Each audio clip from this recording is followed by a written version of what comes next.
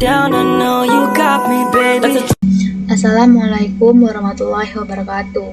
Kembali lagi dengan saya Amelia Rinti Putri. Di sini saya akan menjelaskan tentang materi bab 6 tentang literatur review permasalahan privasi pada rekam medis elektronik.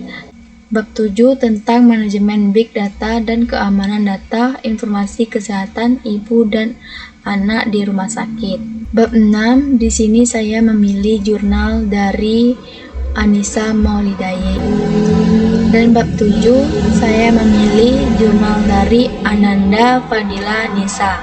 Adapun latar belakang bab 1 rekam medis elektronik RME merupakan inovasi dan pemanfaatan teknologi informasi di bidang kesehatan yang bertujuan untuk meningkatkan efisiensi layanan kesehatan. Namun, penerapannya menghadapi tantangan terkait privasi dan keamanan data pasien. Kekhawatiran utama adalah kebocoran data, seperti yang terjadi dalam beberapa kasus di rumah sakit luar negeri. Saat ini, regulasi terkait keamanan data medis di Indonesia terbatas pada aspek legalitas dan belum secara spesifik mengatur pelindung privasi dalam sistem RME. Oleh karena itu diperlukan penelitian lebih lanjut mengenai teknik pengamanan data dalam RME. Adapun bab 2 Big Data memainkan peran penting dalam sektor kesehatan, khususnya dalam pengelolaan informasi kesehatan ibu dan anak dengan berkembangnya teknologi medis dan digitalisasi rekam medis. Rumah sakit kini memanfaatkan big data untuk meningkatkan kualitas perawatan, memantau kondisi pasien, dan mencegah penyakit. Namun, keamanan dan privasi data menjadi tantangan utama yang perlu diatasi agar informasi kesehatan tetap terlindungi. Tujuan dari bab 1 yang pertama, mengkaji permasalahan privasi dalam RME.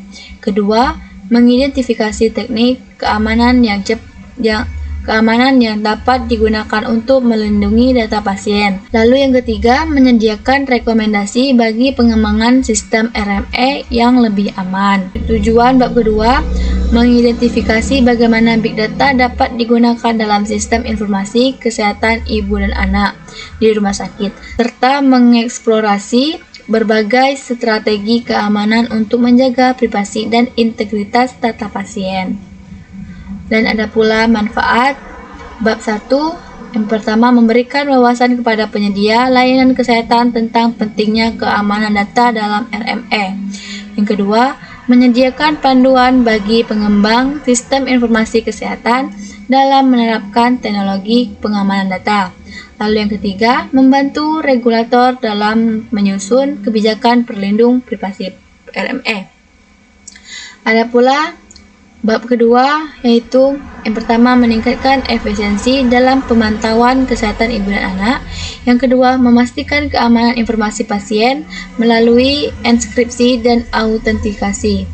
Yang terakhir, yaitu membantu dokter dalam mendiagnosis dan memberikan perawatan yang lebih tepat.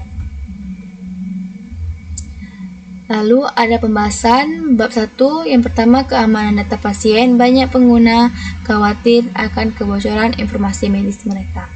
Yang kedua, serangan cyber malware seperti WannaCry telah menyerang sistem rumah sakit dan meminta tebusan atas data pasien.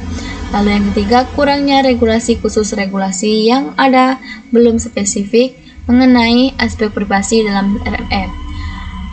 Bab kedua, ada risiko kebocoran data pasien akibat serangan siber. Lalu yang kedua, kurangnya standar keamanan yang seragam dan sistem informasi kesehatan. Lalu yang ketiga atau yang terakhir, kesulitan dalam mengintegrasikan berbagai sumber data kesehatan secara aman. Kemudian ada penyelesaian masalah. Bab 1 yang pertama, kriptografi enkripsi data untuk memastikan hanya pihak berwenang yang dapat mengaksesnya. Yang kedua, firewall mencegah akses tidak sah ke sistem informasi kesehatan. Lalu yang ketiga, kontrol akses berbasis peran RBAC, membatasi akses berdasarkan peran dalam organisasi. Bab 2 ada pula yang pertama risiko kebocoran data pasien akibat serangan siber. Yang kedua, kurangnya standar keamanan yang seragam dan dalam sistem informasi kesehatan. Ketiga, kesulitan dalam mengintegrasikan berbagai sumber data kesehatan secara aman.